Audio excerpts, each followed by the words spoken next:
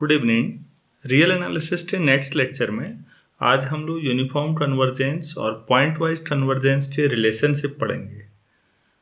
दोनों में क्या रिलेशन है ये मैंने आपके सामने लिखा भी है।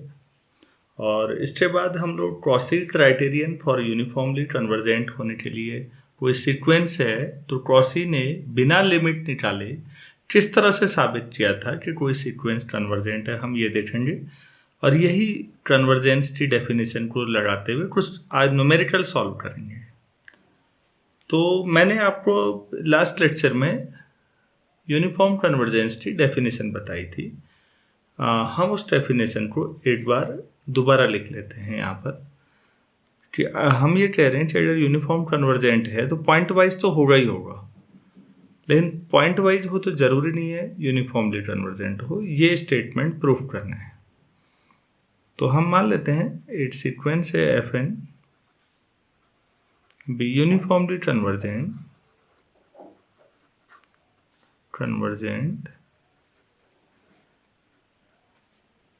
On a set A which is a subset of R।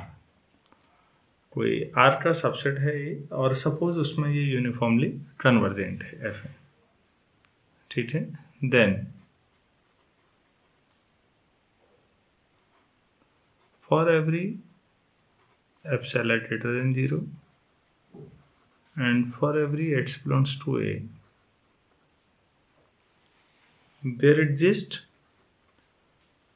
a positive integer m, means natural number, such that fnx minus fx mod less than epsilon for every n greater than equal to m for every x belongs to A। यही पढ़ा था हमने। तो uniformly convergent होने का मतलब है कि डोमेन के किसी भी पॉइंट पर आप लीजिए, सभी के लिए एक ही आपका m से काम चल जाएगा। तो अगर ऐसा है तो एक ही m, आप एक एप्सिलॉन है और कोई भी पॉइंट ले रहे हैं, आपको एक ही m मिल रहा है। इसका मतलब ये पूरे डोमेन में कन्वर्जेंट है। तो दिस इम्प्लाइज ये हर पॉइंट पर कन्वर्जेंट है। Obviously Fn is pointwise convergent. ये तो हर पॉइंट पर कन्वर्जेंट है ना,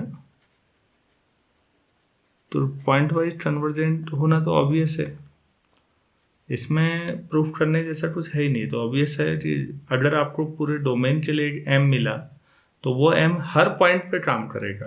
तो हर पॉइंट के लिए आप उसी m से काम चला रहे हैं, तो हर पॉइंट पर वो कन्वर्जेंट है। दैट मीन्स ये पॉइंट वाइज कन्वर्जेंट है। अगर आप कन्वर्स लेना चाहते हैं तो हमने लास्ट लेक्चर में पढ़ भी लिया था, एक बार दोबारा ले लेते हैं। fnx equal to x to the power n और x बिलोंग्स टू 0 to 1, ये हमने ले लिया था। तो ये आपने पूरा पढ़ा भी था कि इसका सीक्वेंस का हर फंक्शन कंटिन्यूस है, लेकिन लिमिट फंक्शन 1 पर डिसकंटिन्यूस था और ये पॉइंट वाइज हर पॉइंट पर कन्वर्स कर रहा था, लेकिन आपको कोई एक यूनिक m नहीं मिल रहा था जो पूरे डोमेन के लिए काम करे। तो ये यूनिफॉर्मली कन्वर्जेंट नहीं है।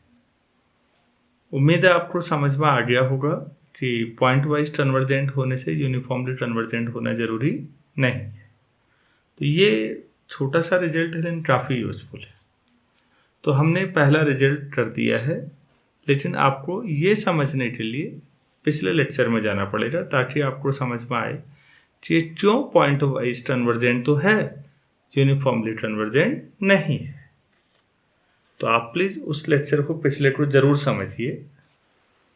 अब हम लोग नेक्स्ट थ्योरम पे जाते हैं। अब देखिए आप लोग, क्रॉसी क्राइटेरियन फॉर यूनिफॉर्म कन्वर्जेंस। कोई सीक्वेंस यूनिफॉर्मली कन्वर्जेंट है तो क्रॉसी ने कौन सा क्राइटेरिया अपनाया है?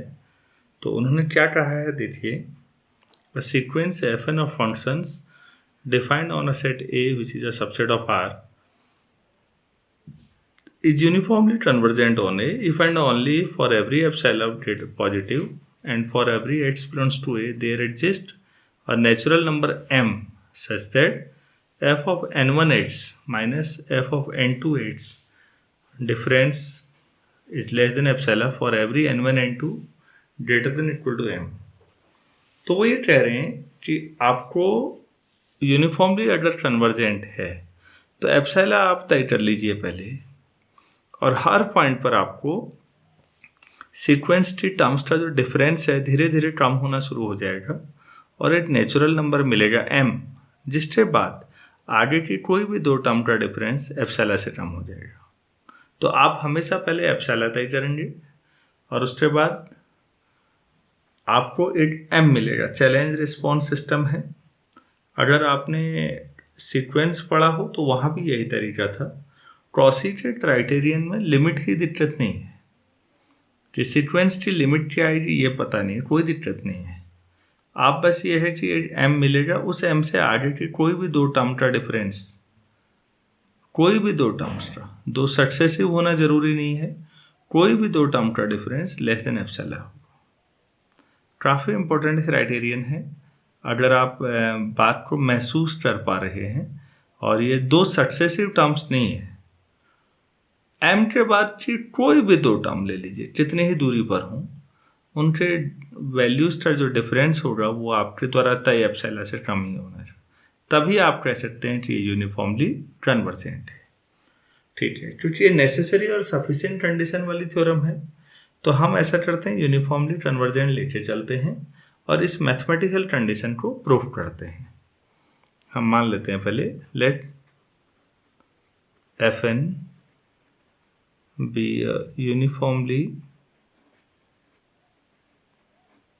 convergent sequence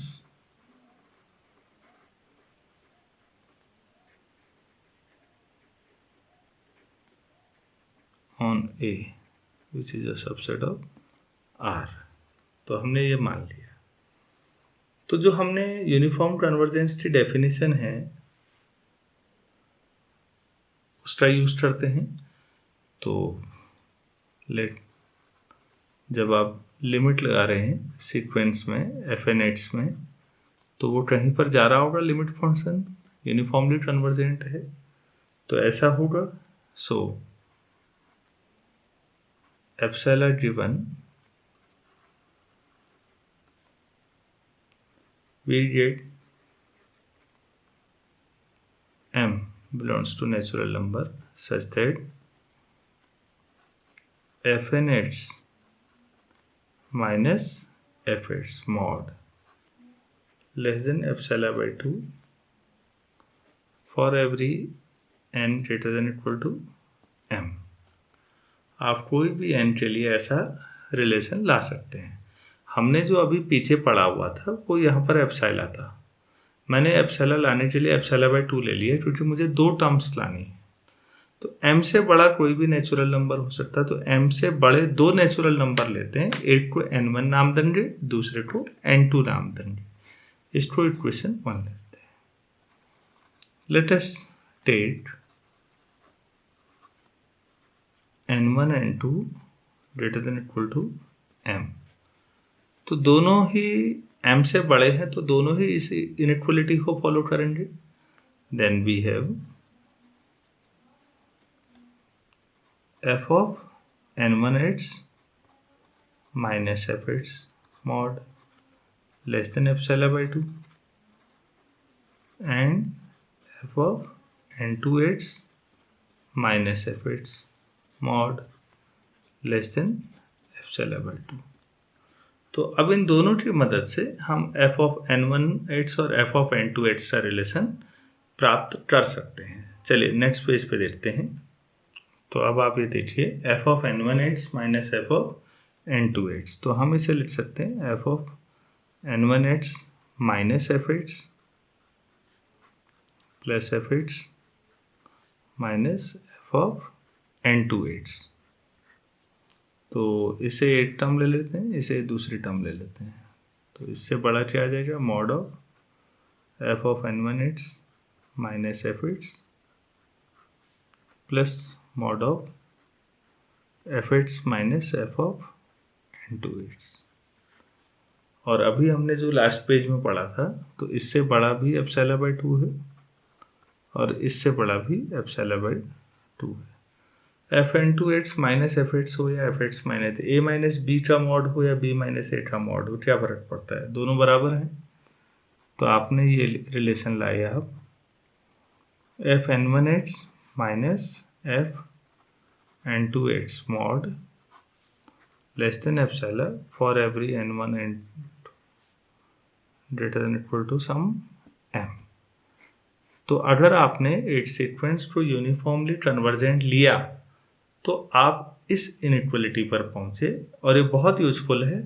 आगे को हम क्वेश्चंस में डायरेक्टली इसी का यूज कर लेंगे कि अगर यूनिफॉर्म कन्वर्जेंट है तो डायरेक्ट ये यूज करिए कि एक एम मिलेगा, उस एम से आगे कोई भी दो नेचुरल नंबर लीजिए n1 n2, तो वहाँ पर फंक्शनल वैल्यूज का डिफरेंस किसी भी प्री असाइंड एप्सिलॉन से छोटा हो जाएगा, जो आपने एप्सिलॉन पहले तय किया है। उम्मीद है नेसेसरी पार्ट या इफ पार्ट आपको समझ में आ गया होगा। अब हम रिवर्स पार्ट लेते हैं, ये कंडीशन लेके चलेंगे और हम ये प्रूव करेंगे कि जो हमारा सीक्वेंस है वो यूनिफॉर्मली कन्वर्जेंट होगा। तो मैंने यहाँ पर लिख दिया है कि यही कंडीशन ओनली इफ पार्ट में आप देखिए, let f n be a sequence on a such that for every epsilon positive and for every x of point a of set a there exist a natural number m such that this। और proof क्या करना है इस बार, that the sequence fn is uniformly convergent। तो जो आपने अभी question 2 लिखी है इसको ध्यान में रखना है, क्योंकि अब यूजीसी क्या करना है। तो हम लिख सकते हैं कि from question 2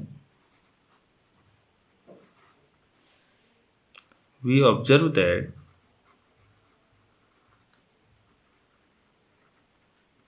for every h belongs to domain, हर एक के लिए ये जो सीक्वेंस है ये क्रॉसी सीक्वेंस बन रहा है कि टर्म्स का डिफरेंस किसी भी एप्सिलॉन से कम है। द सीक्वेंस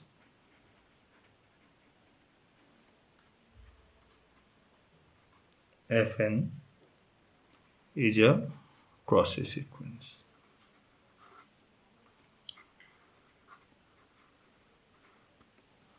तो ये रियल सीक्वेंस की बात हो रही है, रियल लाइन का जो सेट होता है वो कंप्लीट होता है। अगर कोई भी स्पेस कंप्लीट हो तो हम लिख सकते हैं कि एफ एन इज, तो इससे ये होगा कि क्रॉसी सीक्वेंस अगर है तो ये क्या होगा, दिस इज कन्वर्जेंट। कंप्लीट कोई भी स्पेस हो तो उसमें कन्वर्जेंट होने पे क्रॉसी तो हमेशा ही है, लेकिन क्रॉसी होने पे कन्वर्जेंट भी हो जाएगा। तो आपने ये लिखा, अगर ऐसा है ये कन्वर्जेंट है तो इसका मतलब ये f n is convergent for every x belongs to a. तो हर पॉइंट पे कन्वर्जेंट हो गया, तो ये पॉइंट वाइज कन्वर्जेंट भी हो गया। दिस इम्प्लाइज एफ एन या f n x is pointwise convergent on a. तो जो डोमेन है आपके उसके हर पॉइंट पर ये कन्वर्जेंट हो जाएगा। अगर ऐसा है तो फिर जो आपके पास एफ एन एट्स है उसमें जब लिमिट लगा लेंगे तो उसी को आप क्या बोलेंगे, एफ एट्स बोलेंगे, भले ही एट्स जो है डोमेन का कोई भी एलिमेंट हो, हर जगह पर ऐसा होगा। ठीक है, अब हम इक्वेशन 2 में लेट अस पुट n1 को n कर देते हैं, इसको फिक्स कर लेते हैं, मतलब कोई n मान लेते हैं, कोई fix and keeping n fixed from 2। तो हमारे पास क्या हो जाएगा, अगर 2 में आप रखेंगे तो f n h minus f n two x mod less than epsilon for every n और n2 greater than equal to m और for every x belongs to domain, ऐसा हो जाएगा। तो अगर मैं इसमें limit if n2 tends to infinity लगा दूँ तो ये आपने अभी देखा है कि जब लिमिट n इन्फिनिटी हो जाएगा, जो भी होगा वो n2 ही मान लीजिए, तो ये क्या बन जाएगा, fn2 fx बन जाएगा। तो लिमिट fn2x क्या बन जाएगा, fx। सो आपके पास फंक्शन क्या हो जाएगा, fnx minus fx mod less than epsilon for every n greater than equal to m for every x belongs to, यही डेफिनेशन थी यूनिफॉर्मली कन्वर्जेंट की। This implies the sequence fn is uniformly convergent, uniformly convergent on a. तो ये आपका theorem proof होगा। तो अगर इस कंडीशन को सेटिस्फाई हो रही है कंडीशन, कोई भी एप्सिलॉन के लिए सही हो रहा है ऐसा, और कोई भी पॉइंट के लिए, तो वो यूनिफॉर्मली कन्वर्जेंट है। और यूनिफॉर्मली कन्वर्जेंट है तो ये कंडीशन ज़रूर सेटिस्फाई होगी। तो ये क्रॉसी का क्राइटेरिया था। ये हमारे पास जो नंबर्स का हम सीक्वेंस पढ़ते हैं वहाँ भी लागू होता है, काफ़ी हद तक ऑलमोस्ट एट जैसा ही है। और फंक्शंस का सीक्वेंस लिया तो वहाँ भी लगभग वैसा ही, वहाँ भी टर्म्स का डिफरेंस आर्बिट्रेरली स्मॉल होने लगता है। उम्मीद है आपको क्रॉसी क्राइटेरियन समझ में आया होगा। अब हम कुछ न्यूमेरिकल्स आगे बढ़ा सकते हैं। कई बार क्रॉसी क्राइटेरियन कई लोग इस तरह से भी लिखते हैं, आप ज़रा सा ध्यान दीजिए। ऊपर का स्टेटमेंट ऑलमोस्ट सेम है जो हमने पहले किया था, यूनिफॉर्मली कन्वर्जेंट ही है सीक्वेंस, तो ऐसा है, और ऐसा होने पे यूनिफॉर्मली कन्वर्जेंट है। टर्म्स से विस्टर डिफरेंस के लिए ये लिख दिया है कि for every epsilon positive and for every x belongs to a, there exists a natural number m such that for any integer p which is greater than or equal to 1, f of n plus p x minus fn x less than epsilon for every n greater than or equal to m। तो इसमें यह है कि यहाँ पर अब केवल आपको h n लेना पड़ रहा है और आपको m मिल रहा है, और उससे आगे कि जो टर्म्स का डिफरेंस है फिर n प्लस p और n,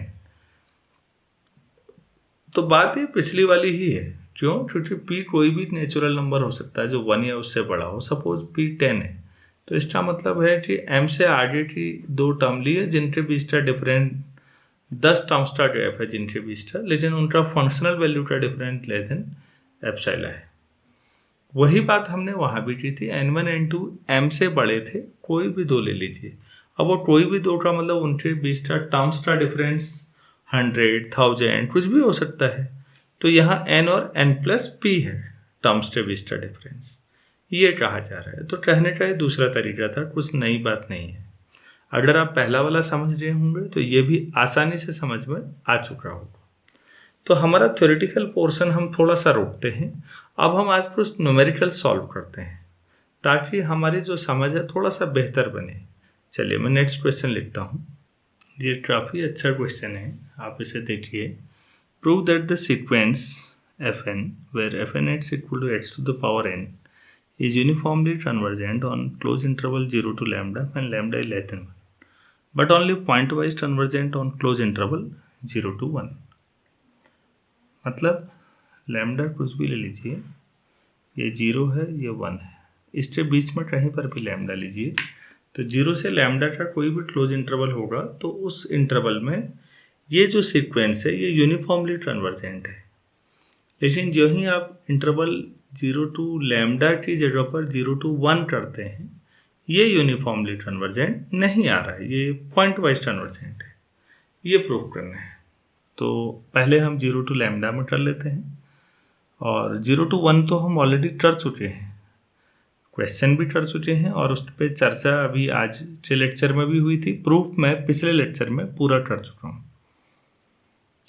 तो यहाँ पर आपके पास जो fn x है वो x to the power n है, ठीक है। तो लिमिट फंक्शन देखिए, लिमिट फंक्शन क्या होता है, limit n tending to infinity fn x। तो अगर आप इसे करेंगे तो x अगर 1 से छोटा होगा 0 तक, तो ये 0 होगा और 1 पर 1 होगा। तो लिमिट फंक्शन हमने पढ़ा भी था पहले कि ये 1 पर डिस्कंटिन्यूअस है, और बाकी सीक्वेंस का हर फंक्शन, हर टर्म अपने आप में कंटिन्यूअस फंक्शन था, लेकिन लिमिट फंक्शन डिस्कंटिन्यूअस है। चलिए ठीक है, अब हम यहाँ से स्टेप 1 करते हैं। स्टेप 1 को प्रूव करते हैं। तो हम लोग सबसे पहले टेस्ट करते हैं। Let us test the uniform convergence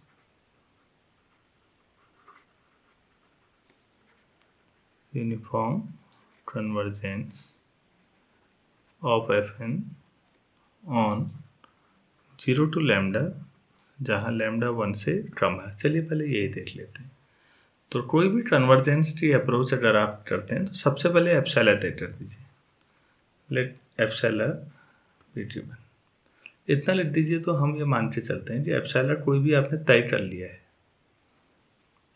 ठीक है, अच्छा, फॉर एट्स अगर आप 0 से 1 के बीच लेते हैं कोई भी नंबर, तो उस समय एफ एन एट्स और एफ एट्स के बीच का जो डिफरेंस है वो कितना आ जाएगा, x to the power n minus 0। और एट्स क्योंकि पॉजिटिव लिया है आपने, 0 से बड़ा ले रखा है यहाँ पर, तो ये पॉजिटिव ही होगा। तो आपने लेस देन एप्सिलॉन कर दिया। ऐसा कब होगा, इफ अगर ऐसा है तो 1 upon x to the power n greater than 1 upon epsilon हो। इनइक्वलिटी रिवर्स की जा सकती है 1 अपॉन, और अगर आप लॉग ले लें तो log 1 upon x to the power n है greater than log of 1 upon epsilon base e. ऐसा किया जा सकता है। तो वहाँ से ये n इधर आ जाएगा और क्या हो जाएगा, n greater than log of 1 upon epsilon base e upon log of 1 upon x base e. उम्मीद है ये समझ में आ रहा होगा आपके। अब ये देखिए, आपके पास जो एट्स है वो 1 पे नहीं जा रहा है, 1 ओपन में है। आपने लिखा है वो एट्स 0 से 1 के बीच है। अगर एट्स 0 से 1 के बीच में है तो एट्स बढ़ते जाएगा। आप सोचिए, एट्स बढ़ेगा तो 1 अपॉन एट्स क्या होगा, कम होगा। कम होगा तो लॉग भी कम होगा। लॉग कम होता जाएगा तो ओवरऑल क्वांटिटी बढ़ते जाएगी। ओवरऑल बढ़ते जाएगी मतलब एट्स जब मैक्सिमम होगा तो उस समय एन भी सबसे बड़ा हो जाएगा। ठीक है, तो हम इस बात को लिख लेते हैं। मैं रिपीट कर रहा हूँ, एट्स को बढ़ाते जाएंगे तो 1 अपॉन एट्स कम होता जाएगा। 1 अपॉन एट्स कम होता जाएगा तो लॉग भी उसका कम होता जाएगा। लॉग कम होता जाएगा तो ये क्वांटिटी ओवरऑल डिनोमिनेटर कम होता जाएगा तो क्वांटिटी बढ़ते जाएगी। उससे बड़ा एन है तो एन भी अपने मैक्सिमम पे पहुंचेगा जब एट्स अपने मैक्सिमम पे पहुंचेगा। उम्मीद है ये बात समझ में आई होगी आप लोगों को। तो मैं इसे लिखा रहा हूँ, द नंबर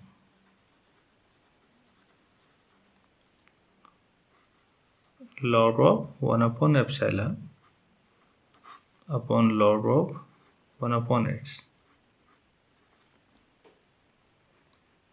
increases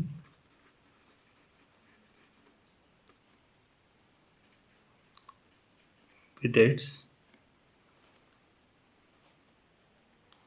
अगर x बढ़ता है तो ये भी बढ़ेगा, एंड और x आपके पास यहाँ पर 0 से लैम्डा है ना, सो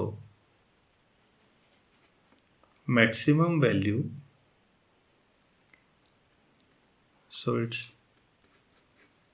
maximum value is log of 1 upon epsilon upon log of 1 upon lambda। तो इस फंक्शन की मैक्सिमम वैल्यू इतनी है और n को उससे बड़ा होना चाहिए। तो उससे बड़ा आप कोई भी नेचुरल नंबर, तो ये तो पूरे डोमेन के लिए काम कर रहा है ना। ये जो n है, कोई भी x ले लीजिए, सबसे बड़ी वैल्यू ली जो आपने इस फंक्शन की सबसे बड़ी वैल्यू ली, उससे बड़ा नेचुरल नंबर लेना है। तो इस फंक्शन की सबसे बड़ी वैल्यू तो यही है, इससे बड़ा नेचुरल नंबर को हम m मान लेते हैं। तो वो m सभी के लिए काम कर जाएगा आप, क्योंकि फॉर एवरी x है। तो हम उस m को, वो m एग्जिस्ट कर रहा है, इसलिए ये यूनिफॉर्मली कन्वर्जेंट होगा। मैं इसे नेक्स्ट पेज में दिखाता हूँ। तो हम लेते हैं, लेट अस चूज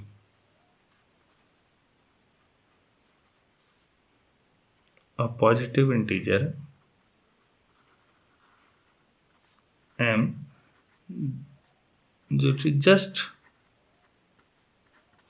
जो m है just greater than equal to कितना हो जाना चाहिए, log of 1 upon epsilon upon log of 1 upon lambda. ये सबसे बड़ी वैल्यू है, उससे ठीक ऊपर जो भी आप लें उसे m ले लीजिए। देन अब आपने प्रूफ कर दिया कि fn(x) minus f(x) mod less than epsilon for every n greater than equal to m और h 1 से कम है, हो गया, फिर यूनिफॉर्मली कन्वर्जेंट है। और 0 पर ये तो 0 से बड़ा ले लिया, और at x equal to 0 we have fn(x) minus f(x), ये तो दोनों ही 0 हो जाएंगे, 0 माइनस 0। तो ये और एप्सिलॉन तो हर x से है, for every n greater than equal to 1। तो 0 को भी हमने शामिल कर लिया है, और 0 और 1 के बीच में तो हम पहले ही प्रूफ कर चुके हैं। thus for every epsilon greater than 0 and for every x belongs to 0 to lambda is less than 1, we have fn(x) minus f(x) mod less than epsilon for every n greater than equal to m. This implies sequence fn is uniformly convergent कहाँ पर, on 0 to lambda और lambda less than 1 है, इसमें uniformly convergent है। Clear है, 8 part हो गया। अगर हम स्टेप 2 करें तो आप डायरेक्ट पहले भी कर चुके हैं, क्लोज इंटरवल 0 to 1 में ये यूनिफॉर्मली कन्वर्जेंट नहीं है, आप देख चुके थे। यहाँ पर भी आप दोबारा दूसरे मेथड से भी देख चुके हैं। आप ही बताइए, व्हेन x टेंड्स टू 1 होगा तो log 1 upon epsilon upon log 1 upon x, ये कहाँ को जाएगा, x अगर 1 की ओर जाएगा तो 1 अपॉन 1 हुआ, और log ऑफ 1 क्या होता है, टेंडिंग टू 0, log 1 कहाँ को जाता है, 0 को, और अगर डिनोमिनेटर 0 की जाए तो ये पूरी क्वांटिटी इन्फिनिटी की ओर जाएगी। अब आपको इससे बड़ा नेचुरल नंबर लेना है फाइनाइट, क्या ये पॉसिबल है, पॉसिबल नहीं है। This implies it is not possible to find a positive integer m such that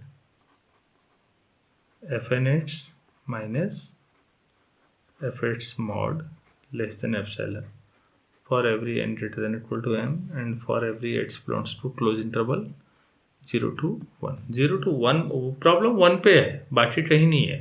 1 से छोटे में तो ये आराम से फाइनाइट है हमेशा, लेकिन जो ही आप x 1 की ओर ले जाएंगे ये क्वांटिटी इन्फिनिटी की ओर जाना शुरू करेगी। तो उससे बड़ा आपको m ढूंढना होता है, जो कि पॉसिबल नहीं है। तो फिर this sequence is not uniformly convergent. Not uniformly convergent on close interval 0 to 1. काफ़ी अच्छा क्वेश्चन है जो आपको बता रहा है कि 0 से कोई लैम्डा तक ले लीजिए तो ये यूनिफॉर्मली कन्वर्जेंट है, लेकिन 0 से 1 ले लेंगे तो ये यूनिफॉर्मली कन्वर्जेंट नहीं है। उम्मीद है आपको पूरा क्वेश्चन समझ में आया होगा। चलिए एक क्वेश्चन और करते हैं। अब नेक्स्ट क्वेश्चन देखिए, prove that the sequence fn where fn(x) equal to 1 upon n plus x is uniformly convergent on 0 to lambda. Lambda is any positive real number. तो 0 से लेकर कहीं पर भी आप कोई भी पॉजिटिव ले लीजिए, आपको ये यूनिफॉर्मली कन्वर्जेंट मिलेगा, ऐसा कहा गया है। तो सबसे पहले हम पिछले क्वेश्चन को ही फॉलो करें तो हम लिमिट फंक्शन निकालेंगे। लिमिट फंक्शन का मतलब लिमिट ऑफ fn(x), तो limit n tending to infinity 1 upon n plus x, तो ऑब्वियसली ये क्या हो जाएगा आपके पास 0। x कुछ भी ले लीजिए, f(x) से आपके पास क्या आया 0 आया। अब सबसे पहले कन्वर्जेंस के लिए लेट एप्सिलॉन बी क्यू, हमने एप्सिलॉन फिक्स कर दिया, जो भी लेना है आपने छोटा सा ले लीजिए, वो फिक्स है। अब हम पूरा प्रोसीजर वही अब फॉलो कर रहे हैं जो पहले किया है। तो फिर अब हम लोग इसमें अगर fn(x) माइनस f(x) डिफरेंस निकालें तो fn(x) तो आपके पास 1 अपॉन n प्लस एक्स है और ये 0 है, तो ये लेस देन एप्सिलॉन हो जाएगा। इफ़ कब हो गए, क्योंकि x तो आपने पॉजिटिव ही ले रखा है, कोई भी n नेचुरल नंबर है तो ये पॉजिटिव ही हुआ, तो n plus x less than epsilon और n plus x greater than 1 upon epsilon. तो आपके पास यहाँ पर n प्लस एक्स से छोटा 1 अपॉन एप्सिलॉन आया, ठीक है। अब एक चीज़ देखिए, अभी हमने इंटरवल क्या लिया है 0 से lambda, since x belongs to 0 to lambda, this implies x जो है वो लैम्डा से छोटा है या बराबर है। दोनों साइड n जोड़ लें तो n plus lambda will be greater then n plus x, और n प्लस एक्स से छोटा क्या है 1 अपॉन एप्सिलॉन। तो n प्लस लैम्डा से छोटा 1 अपॉन एप्सिलॉन, तो n ग्रेटर देन क्या हो जाएगा आपके पास 1 अपॉन एप्सिलॉन माइनस लैम्डा। क्योंकि आप पहले ही क्वेश्चन में एप्सिलॉन और लैम्डा तय कर चुके होंगे, तो ये एक क्वांटिटी आएगी। एप्सिलॉन जितना छोटा लोगे 1 अपॉन एप्सिलॉन उतना ही बड़ा आ जाएगा, माइनस लैम्डा जो भी आए उससे बड़ा है n, एक नेचुरल नंबर है आपके पास। तो मैं ठीक इस क्वांटिटी से ठीक बड़ा जो पहला नेचुरल नंबर है उसे m मान लेता हूँ। Late us choose a positive integer m which is just greater than equal to 1 upon epsilon minus lambda, उसको ये ले लीजिए। तो फिर आपके पास अगर आप ये लेते हैं तो फिर आपने जो सबसे पहले लिखा वो जस्टिफाइड हो जाएगा। सो क्योंकि आपको m मिल गया ना, मेन टर्म यूनिफॉर्म कन्वर्जेंस में पूरे डोमेन के लिए हर x के लिए m काम करेगा। सो for every epsilon greater than 0 and for every x belongs to 0 to lambda we have got, हमें क्या मिल चुका है, एक natural number m such that fn(x) minus f(x) mod less than epsilon for every n greater than equal to m, ऐसा हो चुका है, हम ये देख चुके हैं। और जो ही ऐसा है तो इसका मतलब जो fn है सीक्वेंस वो क्या हो गया यूनिफॉर्मली कन्वर्जेंट। तो यूनिफॉर्म कन्वर्जेंट में आपको ढूंढना क्या हुआ, सबसे मेन काम है एक m ढूंढना। क्या आप एक नेचुरल नंबर m ढूंढ सकते हैं जो हर एप्सिलॉन और हर x के लिए काम करे डोमेन के? अगर आप ऐसा कर सकते हैं तो ये यूनिफॉर्मली कन्वर्जेंट होगा। उम्मीद है यहाँ तक आपको समझ में आया होगा। इस पर बेस्ड एक और क्वेश्चन कर लेते हैं। तो नेक्स्ट क्वेश्चन देखते हैं। So that the sequence f n where f n आपके पास एच है n upon h plus n और एच नॉन नेगेटिव है, is uniformly convergent any finite interval. कोई फाइनाइट इंटरवल अगर आप लेते हैं, एच से जीरो या उससे बड़ा लेना है, ध्यान रखिएगा, तो जीरो से कोई फाइनाइट लैम्डा तक, तब तो यूनिफॉर्मली कन्वर्जेंट है। इसका मतलब जीरो टू इन्फिनिटी में ये यूनिफॉर्मली कन्वर्जेंट नहीं है, तो हमें ये भी दिखाना पड़ेगा। तो सबसे पहले हमारे पास एक फिक्स्ड क्राइटेरिया, हम उसी को फॉलो कर रहे हैं। हम लिमिट फंक्शन निकालते हैं, limit of f n h. तो ये हो जाएगा limit n tending to infinity n upon h plus n. तो आप एन कॉमन लेंगे, limit n tending to infinity, n common लेके कट जाएगा, one upon x upon n plus one. तो एन इन्फिनिटी रखेंगे तो ये जीरो हो जाएगा, तो वन अपॉन एन मतलब वन। तो आपके पास लिमिट फंक्शन वन आ गया है। यहाँ तक तो कोई दिक्कत नहीं होगी। अब सबसे पहले हम रटा रटाया तरीका है, एप्सिलॉन तय कर लेते हैं। ठीक, epsilon greater than zero P given. Given का मतलब होता है कि आप तय कर लीजिए, जो भी तय करना हो पहले आप आर्बिट्ररी, लेकिन जब एक बार तय कर लिया तो उसे बदलना नहीं है फिर। ठीक है, अब हमें यहाँ पर ये है कि दो चीज़ें हैं, देखिए एट्स जीरो भी है और एट्स पॉजिटिव है, तो एक एक करके कर लेते हैं। अगर आप एट्स को जीरो मान लेते हैं तो फिर आपका जो एफ एन एट्स है माइनस एफ एट्स है, ये डिफरेंस कितना आएगा, देखिए अगर एट्स जीरो लेते हैं इसमें एन अपॉन एन वन हो जाएगा, और लिमिट फंक्शन भी वन है, that is zero and which is less than epsilon for every n greater than. तो एन कहाँ से शुरू है, वन से ही शुरू है, तो हर एक एन के लिए सही हो जाएगा। और अगर आप एट्स को पॉजिटिव मानते हैं तो फिर f n x minus f x mod आप लें, तो ये आपके पास हो जाएगा n upon x plus n minus one mod equal to, आप इसे सॉल्व करेंगे तो minus x n minus x minus n upon x plus n, mod से हटाएंगे तो n cancel, x upon x plus n, this will be less than epsilon ले रहे हैं हम। तो कब ये लेस देन एप्सिलॉन है, ये हम मतलब कब ऐसा हो रहा है वो नंबर, नेचुरल नंबर हम अभी कैलकुलेट करेंगे। एट्स हम पॉजिटिव ले रहे हैं यहाँ पर देखिएगा, तो माइनस एट्स का मॉड एट्स आ जाएगा, और एट्स अगर पॉजिटिव है तो एट्स प्लस एन भी पॉजिटिव ही होगा, इसीलिए मॉड हटा दिया।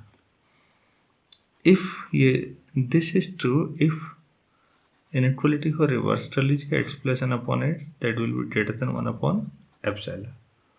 और इफ आपके पास आ जाएगा one plus n upon x less greater than one upon epsilon, और n greater than one upon epsilon minus one, और एट्स इधर, तो एट्स times one upon epsilon minus one, ये आपके पास है। तो सारा डिस्कशन यहीं पर हो जाएगा, आप ध्यान से समझिएगा बात को।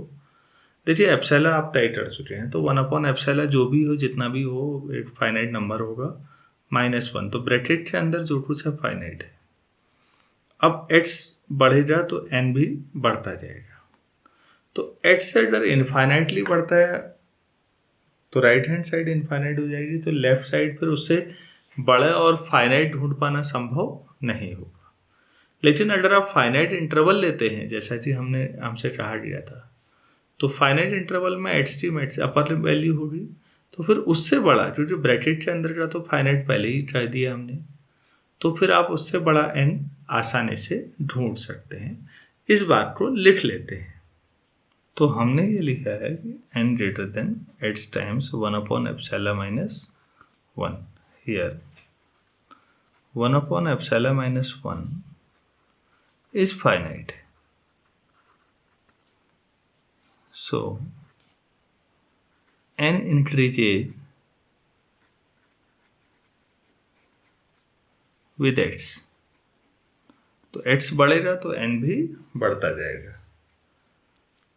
If x belongs to, x अगर 0 से लेकर इन्फिनिटी लेते हैं, then we are unable to find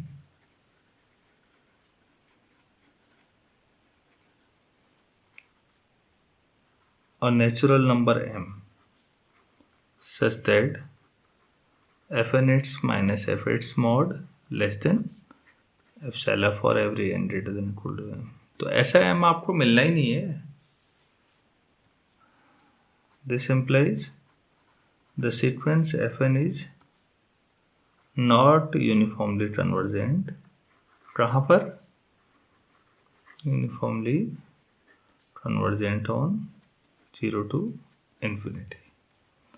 लेकिन दूसरा case, if x belongs to 0 to some lambda and lambda belongs to r, lambda कोई पॉजिटिव रियल नंबर है और x वहाँ से वहाँ है, तो x की मैक्सिमम वैल्यू लैम्डा होगी, वो यहाँ रखेंगे। Then we choose a natural number n which is just greater than equal to lambda times 1 upon epsilon minus, हम ऐसा ले लेंगे। तो फिर आपको उस समय fnx minus fx mod less than epsilon हो जाएगा for every n greater than equal to m। m आपने ये ले लिया है, एंड ठीक है, for every x belongs to 0 to lambda, lambda positive number है कोई। सो तो कोई भी अगर आप फाइनाइट इंटरवल लेंगे तो उसमें ये फंक्शन यूनिफॉर्मली कन्वर्जेंट है, यही प्रूव करना था। सो fn is uniformly convergent on any finite interval, any finite interval। तो फाइनाइट इंटरवल में यूनिफॉर्मली कन्वर्जेंट है, लेकिन अगर आप इनफाइनाइट लेते हैं तो आपको एक m ऐसा मिल ही नहीं पाएगा, क्योंकि x की कोई वैल्यू ही नहीं ले पाएंगे आप। तो जो उससे बड़ा फिर नेचुरल नंबर लेना हुआ, ये तो पॉसिबल है ही नहीं। तो उम्मीद है आपको ये क्वेश्चन पूरा समझ में आया होगा। तो हमने इन 2-3 क्वेश्चंस में आपको बताने की कोशिश की है कि अगर यूनिफॉर्मली कन्वर्जेंट आपको कोई क्वेश्चन करना है, कोई सीक्वेंस आपके पास है और वो यूनिफॉर्म कन्वर्जेंट किसी इंटरवल में लाना है, तो आपको एक नेचुरल नंबर m ढूंढना बहुत ज़रूरी है। m कैसे ढूंढा जाए ये मैंने आपको 2-3 क्वेश्चंस में बताने की कोशिश की। उम्मीद है आपको समझ में आया होगा। कुछ और प्रॉब्लम्स हम नेक्स्ट लेक्चर में करेंगे, तब तक आप इन्हें समझिए, नोट करिए और प्रैक्टिस करिए। Thank you.